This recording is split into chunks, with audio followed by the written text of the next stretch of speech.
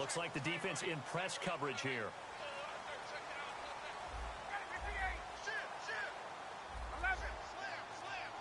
They'll need to get the play off quickly. On first down, Ryan. Oh, the ball comes out on the hit, but they'll say it's incomplete. All right, let's look at the offense. Devontae Freeman, this is a guy that you wanted to talk about, so take it away. Brandon, have you seen a running back play with such joy as well as such fury? I love the way he runs the football and attacks defenses. He finds Robinson, and he'll be brought down right at the 30 here. That catch good for 5. It's third down. Third play here this opening drive as they're up against a 3rd and 5.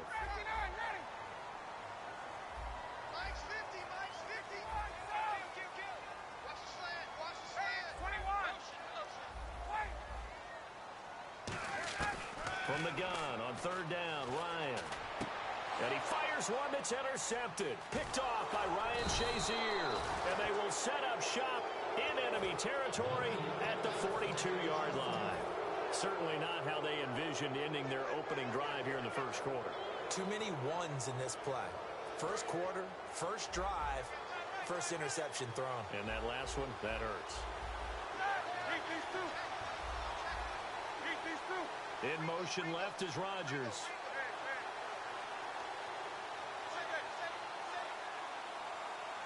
They'll send Rodgers in motion right. Now Roethlisberger. And caught right side, Green. And brought down, but able to get it to their 30-yard line. And after that completion, you can understand why so many teams in the league are emphasizing speed on defense at every position. The tight ends have created so many tough matchups now. If you can't run with a tight end as a linebacker, this is going to be the result every time. Throw left side is complete to Rodgers. And he is out of bounds, but not before taking this down to the 8. And partner, a nice little connection there on the corner route. The receiver set it up perfectly, worked his way inside, and then broke it back to the outside for the completion. Now Bell. And he's going to take it in for a Steeler touchdown. Le'Veon Bell taking it in from 7 yards away. And the Steelers have taken a first quarter lead. I know we don't talk about it enough, but the intelligence level of the guys up front blocking, the offensive linemen, maybe the smartest guys in football overall.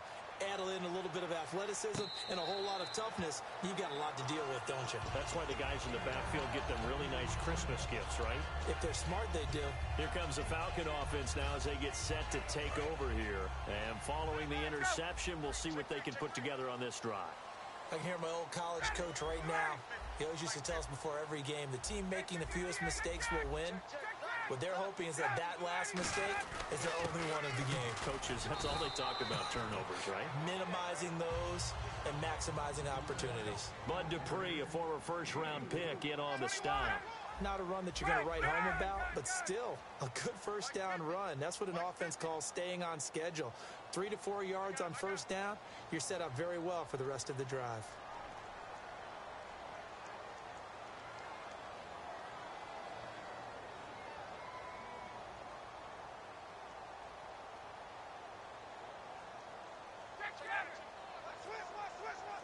They'll send the tight end in motion left. They will run again with Coleman. 3 yards is half of what they needed. Now can they get the other 3 here on third down? Some of the most unselfish players on any football team, defensive tackles, because we ask them to just eat up blocks and allow other people to make tackles. But when he can make a play himself, as we just saw there, that's a big day. Let's see if they can convert here on 3rd and 3.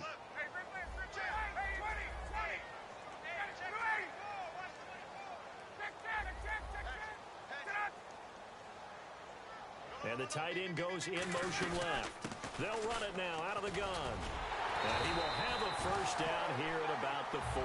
It's a 9-yard gain, and it keeps the drive moving. On third down, that's a good job of situational football and understanding where the first down marker was and getting there.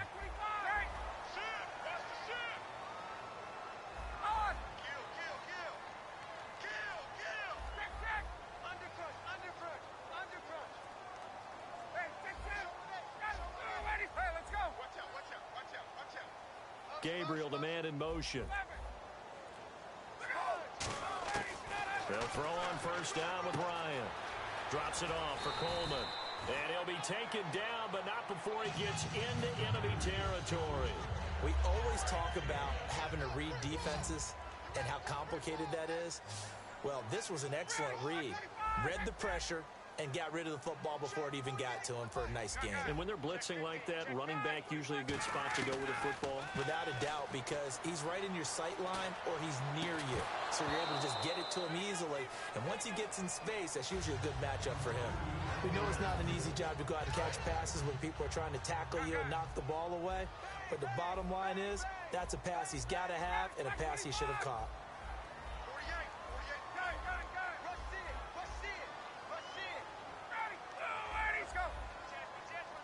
Sanu, the man in motion left. Ryan. He completes it to Julio Jones. A really nice gain of 25 yards. And that's the connection, Ryan to Jones, that this defense obviously has to key in on. Certainly feels like they got the party started with that one, doesn't it? And when those two get in sync, it just scares the heck out of defenses because he can hit Julio Jones in a short zone, and he can take it the whole way. And he is out of bounds, just a yard or two shy of the 10. That was a nice completion on an out route, and those types of plays are the result of arm strength by the quarterback and timing by the receiver. In motion right is Jones. Throwing now, Ryan on first down. Toward the center of the field, but it's incomplete. Alongside Charles Davis, Brandon Gordon. And on 2nd and 10 now.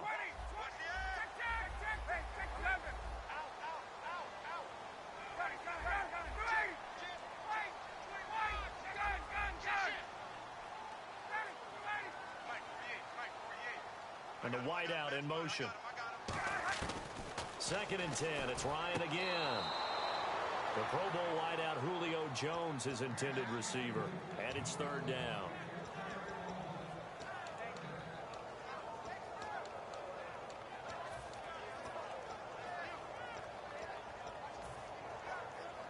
It's been a pretty long drive. This will be play number 9. And they need 10 yards out of it on 3rd.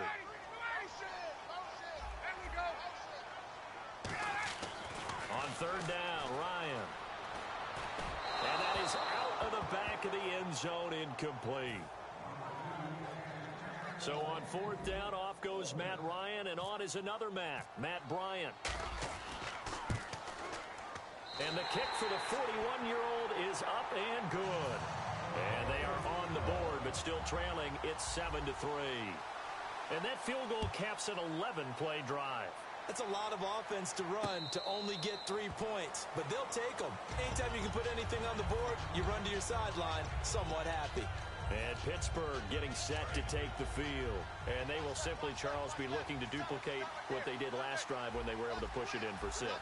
And they hope it'll be that easy, right? To be able to take exactly what happened before, replicate it. They may have to make a few additional changes along the way because I'm sure the defense will make some adjustments, but they've got to have great confidence having scored the last time out. Let's look ahead for a quick minute. We don't have the schedules yet for next year, but what we do have are the 5 international games that will be played, 4 in London and then 1 again in Mexico, Jacksonville, Baltimore, Miami, New Orleans, Cleveland, Minnesota, Rams, and Arizona. Those in London, and then Mexico's going to get a great game. The Raiders and New England. Yeah, you're exactly right. And just think about the ones in London. Remember, they're splitting them between the 2 different stadiums in London, so they get a different flavor in all these places. In Mexico, for the 2nd straight year, the Raiders are coming to town. That should be a whole lot of fun. Should be a ton of fun and a very good matchup. Well, the strategy was evident there. Get it to your tight end and make it a one-on-one play with a cornerback. Who's usually going to win that one? The tight end, but not there. Not in this situation. How about the corner defeating that logic and making a really nice tackle? Well, they get the completed pass, but still have more to go here on 3rd down. In motion left is Rodgers.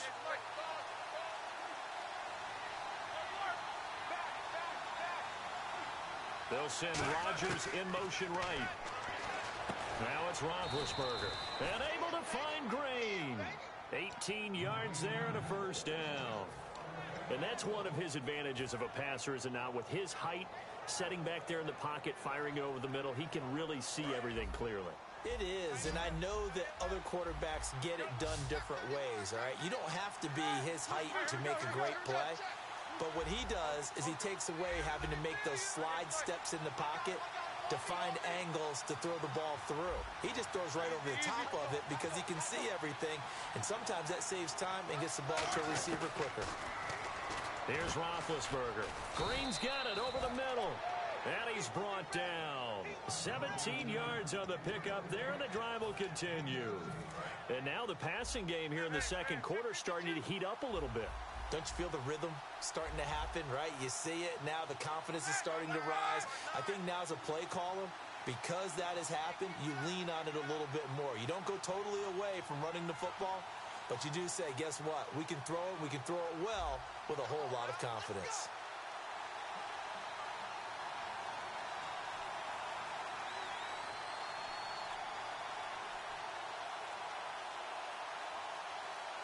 So an entertaining first half, and now we have hit the 2-minute warning. So here we go, 1st and 10 now.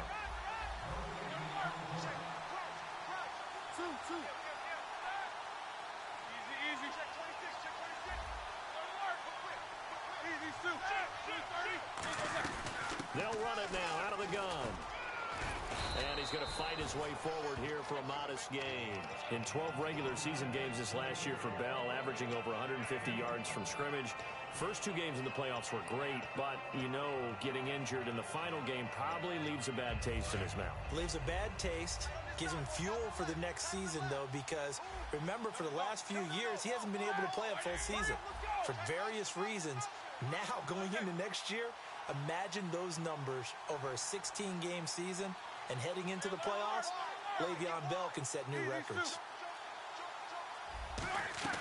Now Roethlisberger to throw on 2nd down. And this is caught by Martavis Bryant. And he'll go down here right around the 23-yard line. Well, clearly one of his advantages as a passer is his height. Sit back in the pocket, fired over the middle. That makes things tougher defensively, doesn't it? It really does, because your goal is to move the quarterback off his initial spot when he gets his drop back completed. But when you have that type of height, he can stay in there if he's willing to take the hits and just fire over the top, which saves him time and actually completes a play a little bit quicker than it normally does for a quarterback who has to slide and find open space to throw. In motion right is Bryant. Here's Roethlisberger. That is caught at the 7. And eventually brought down, but it's near the 5 at the 6. That one good for 17 yards, and now they've got it 1st and goal. Offense walks to the line for play number 7 of the drive. And here we go on 1st and goal. They'll go back to the ground with Bell. And he's in. Touchdown, Steelers. Le'Veon Bell, as the first half is winding down. And the Steelers are going to add on to their lead. And this one through the uprights and good. Boswell now to kick it away after the touchdown.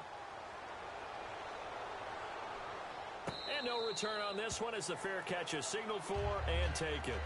Now the Falcons offense gets ready to head back onto the field. And with time quickly fading here in the second quarter, not sure how aggressively, offensively they want to play this.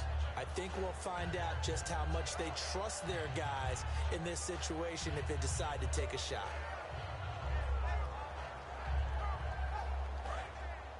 Shift together here from the D-line.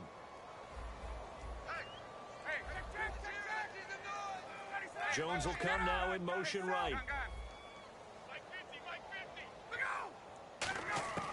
They'll throw on 1st down with Ryan. He's going to float this one deep right side. And he bats it away, and it falls down incomplete. I know exactly why he tried to throw the ball to Julio Jones there. Never considered covered. He's either too fast or too strong. You always try and get it to him. Especially on those deep passes.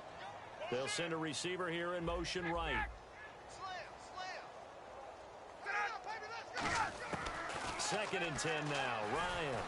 He's going to try and go deep again. And that is intercepted on the sideline. Wait, no. They'll say no. It was caught out of bounds. So this is just an incompletion here.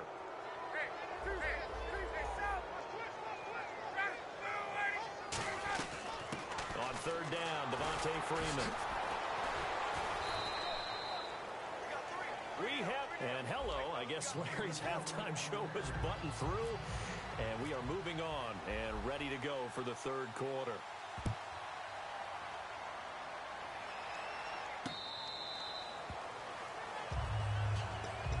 The Steeler offense now with a football first here to begin the third quarter. They built a good first half lead. Now they have a chance to add on to it. And what I'm thinking is that the offensive staff spent the entire halftime just working with them on, here's what we think they're going to do to attack us in the second half. Nice first half that we've had, guys, but be prepared for some change-ups. We're going to see them when we kick it off in the second half. See how they handle any adjustments that might be made defensively. The second half starts with a carry by Bell. And he was able to shed the tackle, but the reserves come in for the stop. Give him a couple on the carry there, 2nd and 8. That's a good play by the guys on the defensive side of the ball. Held him to a gain of 2. And that changes the playbook a little bit now for the guy calling plays. 2nd and 8. Now he's got to probably think about going to the air instead of maybe staying with the ground game. In motion left is Rodgers.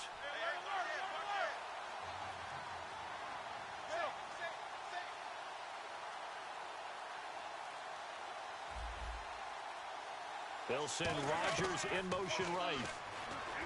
Now Roethlisberger to throw. And that's incomplete. Eli Rodgers, the intended receiver. And it's third down. They got pressure there and only rushing 3. And there's a defensive coordinator right now who is celebrating not just getting home with 3 there, but realizing if that's the type of pressure he can get in the entire game, then his pass defense is going to be excellent. You're dropping 8. Where are you going to go with the football?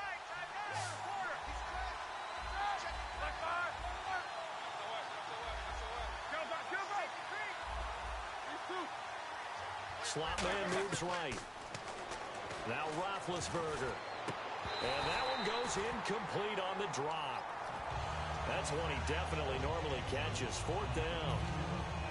After watching him drop that slant, I can hear my old coach's voice ringing in my ears right now. You can't run with the ball until you catch it. Trying to get those rack yards before he secured it.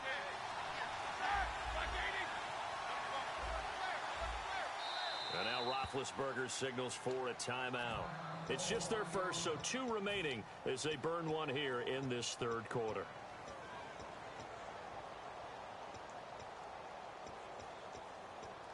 So here we go. The offense is going to stay out there. They're going for it on 4th and 8.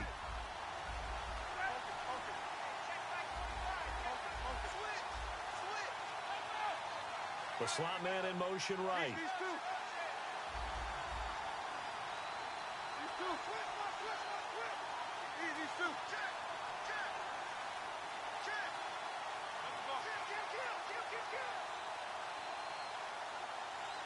And the slot man goes in motion left. To throw here, Roethlisberger.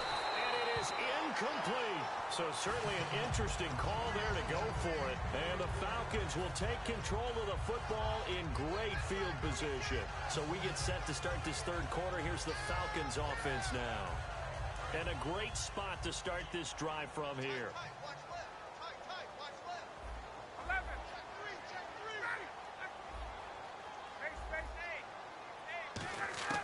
On 1st and 10, it's Ryan. Caught on the right side by Jones. It'll go as a gain of 12. And it'll be 1st down Atlanta. An ex-teammate used to tell me all the time, I hate experienced quarterbacks because no matter what, you really can't hide what you're doing. And I think that right there, he knew right away where the blitz was coming from, where his primary guy was going to be, and he ended up going to a secondary target. Ryan hit, and he lost the football. On plays like this where the ball comes free, it's often unusual for the team that lost it to get it back. Because this is a quarterback. The ball gets away from him. Everyone else is trying to execute what they're supposed to do on offense. They're usually looking in the other direction, downfield, or have moved away from him. In this case, though, a teammate is able to come up with the ball. Hey, let's go. 11. second down, here's Ryan. And the hit jarred it loose. It's incomplete. And the offense looks to pick up the first here on third after that incompletion.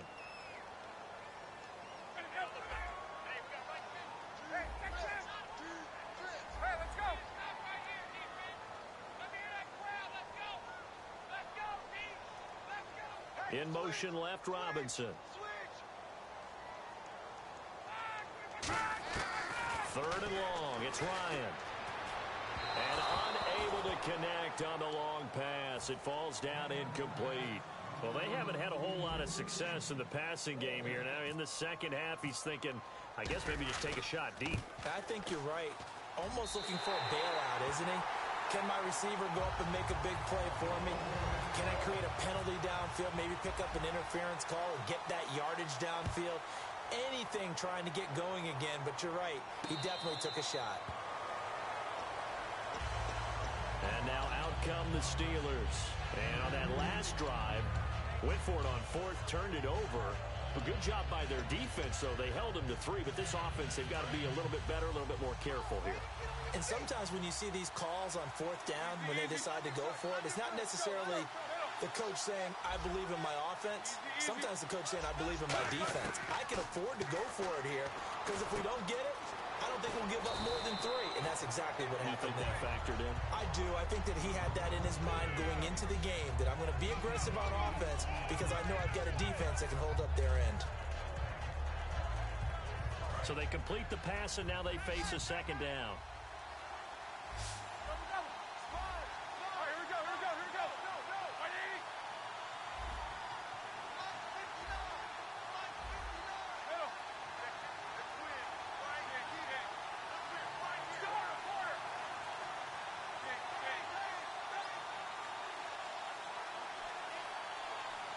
And on the play clock down to 3, and we're going to get a timeout here. And that's going to leave them with just one timeout remaining still in the third quarter. We'll see if that comes back to haunt them. We'll be back. Brown, the lone receiver, left. On second down, Roethlisberger. And caught right side, Green. And he'll bring it up here to right at the 40-yard line. It's a 7-yard gain there, and it's good enough to move the chains. And when you're playing a quarterback with some experience and some moxie, you enter the danger zone when you decide to blitz him, because if he's able to diagnose as he did on that play, he can hurt you downfield. He reads defenses so well, doesn't he? He really does, and the best part about that play for him, I don't think that was his primary target. I don't think so either. I think he had the read, figured out where the blitz was coming from, and went to a secondary target for a really nice game. They'll send Rodgers in motion right. Now Roethlisberger. This is caught by Antonio Brown. It's a pickup of 21. And that'll be good for a Pittsburgh first. A good grab there by the former Central Michigan man, Antonio Brown. And he ate up some real estate on the catch too, didn't he?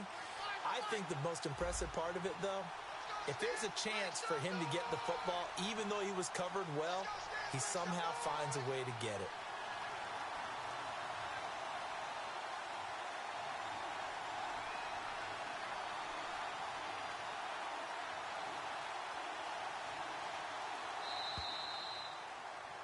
Back now in Atlanta. It's Steeler football, and they have the lead as well as we begin quarter number 4.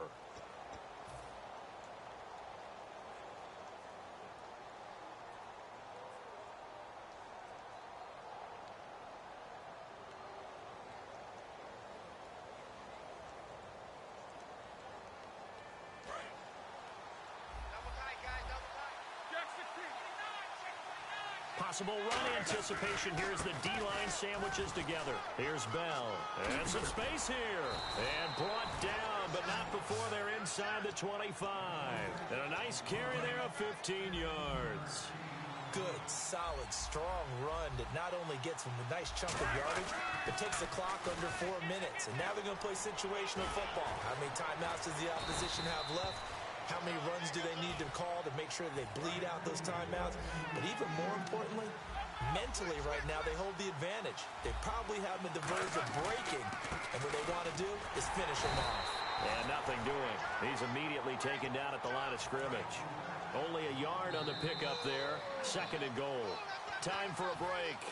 We'll come back for the electrifying conclusion after this. On 2nd down, it's Bell. And he will maneuver his way. And now a timeout defensively by the Falcons. It's just their first. They've got 2 more to use here in the final stages. 6 plays got him down here. This is play number 7. 3rd and goal. Here's Bell. And this is going to result. The Falcons going to use another timeout. That'll be their 2nd, so 1 more chance to stop the clock here. And we'll be back.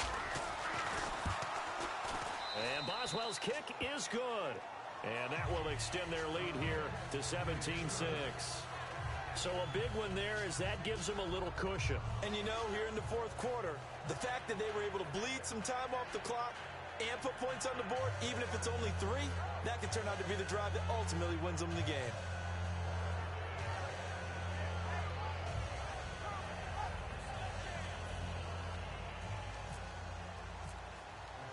After the successful field goal try, here's Boswell to send it away.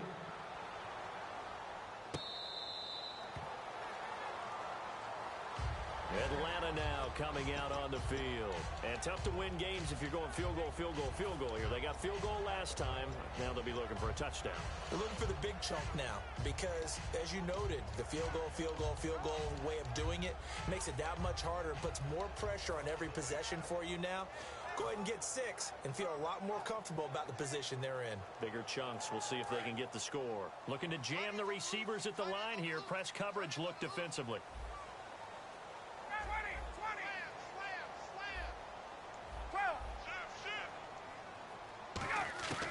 Throwing now, Ryan on 1st down.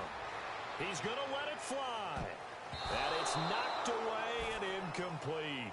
One of the toughest things about playing defensive back is pattern reading, trying to figure out what they're doing. And on that one, they had to fly, just sending a guy downfield with the in route accompanying it, what people call a dagger route, trying to hit the guy underneath after the clear out.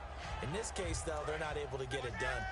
Yeah, they said forget the underneath route. They went for the guy on the fly, but as you said, incomplete. Get up! He's checking. Get up! Out. Black 25! Let's go. 2nd and 10 now. Ryan. Now a desperation throw deep downfield. And both guys were there, but it falls incomplete.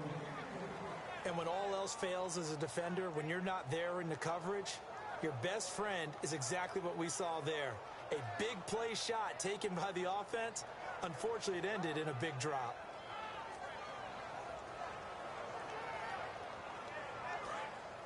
Now hang on here. Timeout called by the defense.